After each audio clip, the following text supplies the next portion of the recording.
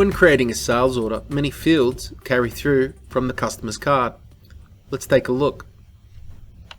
When selecting the customer, the default sell to address, the ship to address automatically populate. You can change these and edit these on the card. The next thing that comes through automatically is the ship from location, the agent settings, and the ship to address, which you can change. You have the ability to change the default contact. So here I can see the contact is Anthony.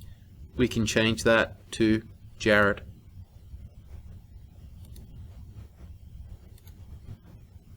All of these fields carry through from the customer's card, even down to the point of the prepayment percentage. This may be 100% and you need to change this. And the other things that would carry through would be shipping agent and details and payment details under invoicing. So we may want to change for this particular transaction cash on delivery because it's a sizable transaction. We may want to change the currency. These are all fields that flow through from the customer's card just here.